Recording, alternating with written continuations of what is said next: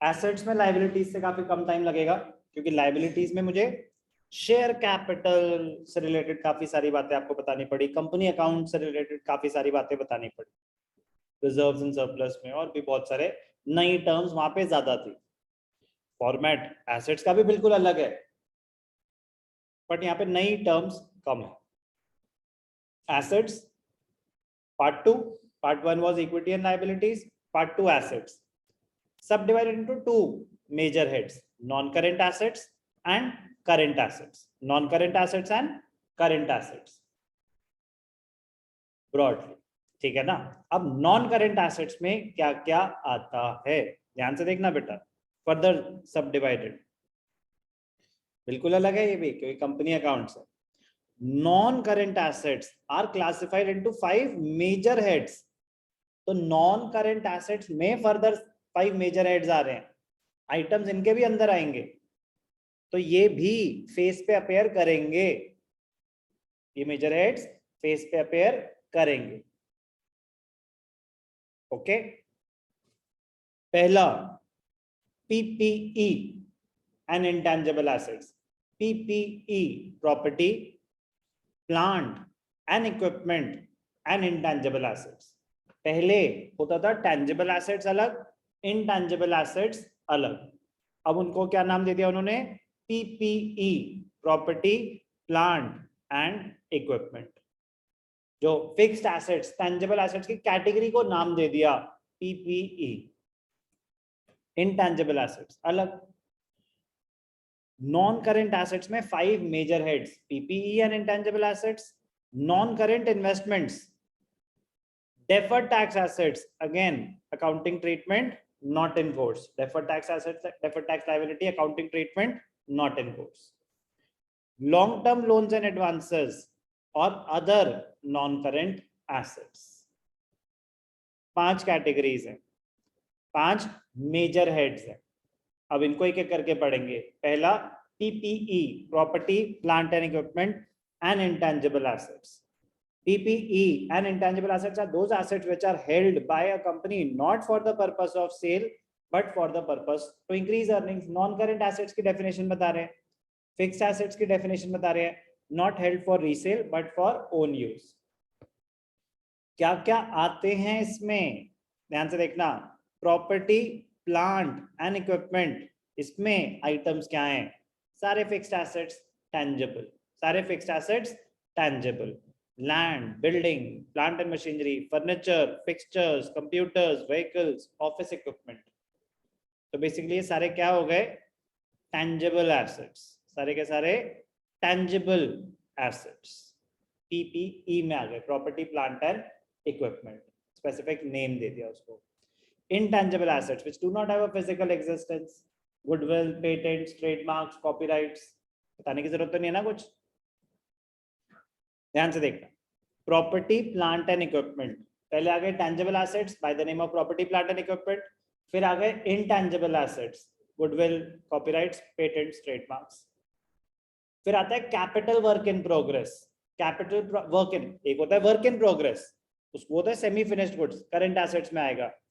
एक होता है capital work in progress. Capital work in progress का मतलब होता है capital work in progress, asset under construction, building बन रही है, प्लांट सेटअप हो रहा है, capital work in progress.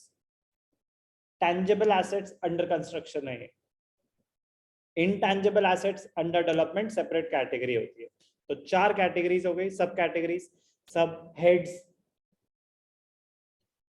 Property plant and equipment, second intangible assets, third capital work in progress, that is tangible assets under construction or under development, और चौथा intangible assets under development। Patent बन रहा है अभी, पूरा बना नहीं है, बात समझ आ रही है। intangible asset in progress, under development। तो इंपॉर्टेंट है, ये 4 सब हेड्स हैं किसके, पहला major head property plant equipment and intangible assets. Clear, याद करना पड़ेगा ये सब। सेकंड नॉन करेंट इन्वेस्टमेंट्स, आपने इन्वेस्टमेंट्स करी, which will give you benefit for more than 1 year which will be realized in more than 1 year, 1 साल के बाद बेचेंगे इसे। तो non current assets, non current investments और करेंट इन्वेस्टमेंट्स के एग्जांपल सारे सेम है, बस एक फर्क है, यहाँ पे इन्वेस्टमेंट इन प्रॉपर्टी आ जाता है, तो करेंट इन्वेस्टमेंट्स में वो नहीं आएगा। बाकी सारी जो इन्वेस्टमेंट्स हैं, investment in equity instruments, preference shares, government securities, debentures, bonds, mutual funds, partnership, other non current investments, तो ये करेंट भी हो सकती हैं, नॉन करेंट भी हो सकती है, बट जो इन्वेस्टमेंट इन प्रॉपर्टी है वो सिर्फ और सिर्फ नॉन करेंट इन्वेस्टमेंट मानी जाती है। तो सर हमें कैसे पता चलेगा कि इन्वेस्टमेंट करेंट है नॉन करेंट है? वो बताएंगे, टाइम अगर नहीं दिया हुआ, लिखा हुआ है current investment, short term investment और सिर्फ इन्वेस्टमेंट लिखा है तो it is assumed to be non current. अगर टाइम पीरियड मेंशन नहीं है तो सिर्फ इन्वेस्टमेंट वर्ड लिखा है तो it will be assumed to be a non current investment. Investments can be classified into two types, एक होती है ट्रेड इन्वेस्टमेंट, एक होती है अदर इन्वेस्टमेंट। ध्यान से देखेंगे, इंपॉर्टेंट पॉइंट है, आगे जाके रेशियोज में दोबारा काम आएगा। एक होती है ट्रेड इन्वेस्टमेंट, एक होती है नॉन ट्रेड, अदर इन्वेस्टमेंट बोलते हैं उसको। आपने कोई इन्वेस्टमेंट करी जिसका आपके बिजनेस से कोई लेना देना नहीं है, उसको बोलते हैं अदर इन्वेस्टमेंट। मेरा कोचिंग सेंटर है, मैंने स्टॉक मार्केट में रिलायंस के शेयर्स खरीदे, it is an investment, let us assume long term के लिए। क्या उससे मेरे बिजनेस का कोई लेना देना है? नहीं है, बिल्कुल भी नहीं है, तो it is a non trade investment और N other investment.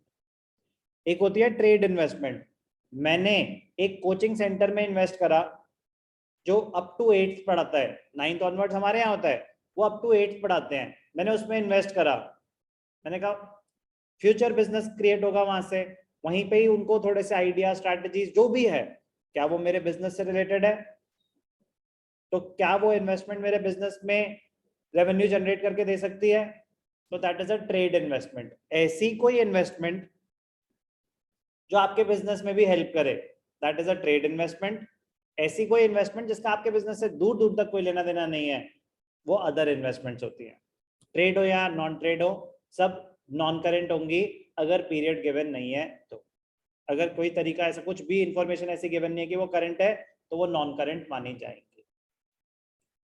Trade investments are investments made by a company in shares or debentures of another company to promote its own trade or business। अपने business को grow करने के लिए मैंने कहीं investment करी है, तो that is a trade investment. उसके अलावा बाकी सारी अदर इन्वेस्टमेंट्स होती हैं non trade. Okay, non current investments. Next, non current asset, deferred tax asset not in course, deferred tax asset not in course. मैंने कुछ बताया, इसका कोई मीनिंग भी नहीं बताया मैंने आपको। Long term loans and advances important है, पता होना चाहिए। अकाउंटिंग ट्रीटमेंट अगेन इसकी भी नॉट इन कोर्स, बट इसके आइटम्स पता होना चाहिए। लॉन्ग टर्म लोन एडवांसेस, आपने पैसा दे रखा है किसी को 1 साल से ज्यादा के लिए। Example, capital advances, advances given for acquiring property. आपने किसी से कोई कैपिटल एसेट, कोई नॉन करंट एसेट खरीदना था, उसको एडवांस दे रखा है, तो उसको बोलते हैं capital advances. These transactions may the period may extend up to more than 1 year, तो इसलिए उसको non current long term loans and advances में दिखाया जाता है, जब तक वो डील मैच्योर ना हो जाए, जब तक पूरी पेमेंट खत्म। मैंने आपको एडवांस दे कि मैं प्रॉपर्टी लूंगा, ये लो पकड़ो 10% एडवांस, तो कह रहा है कैपिटल एडवांसेस में आएगा। ये किस में आएगा? ये कोई सामान खरीद रहा हूँ मैं आपसे, गुड्स खरीद रहा हूँ, नो, तो एडवांस टू सप्लायर नहीं है ये, कैपिटल एडवांसेस है, long term loans and advances में आता है।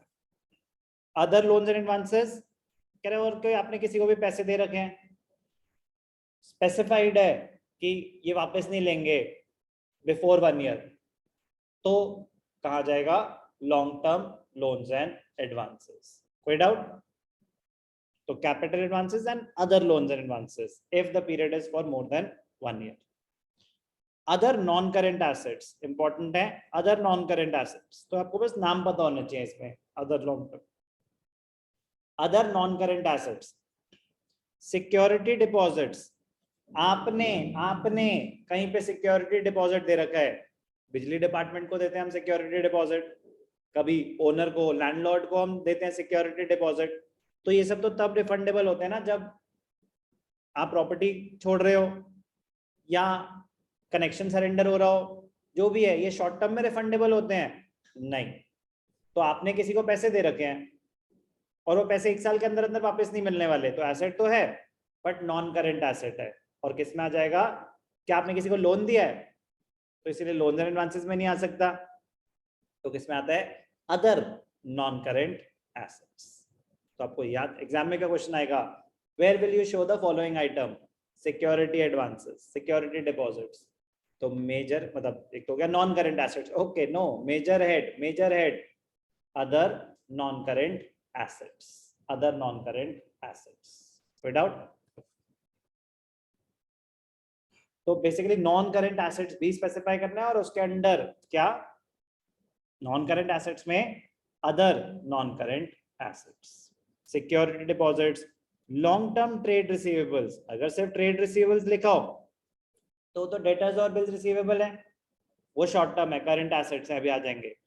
स्पेसिफाइड है लॉन्ग टर्म तो लॉन्ग टर्म, तो long none other non current assets में अदर्स कह रहे और कोई पैसा जो आपको मिलने वाला जो ऊपर अभी तक नहीं आया लॉन्ग टर्म में।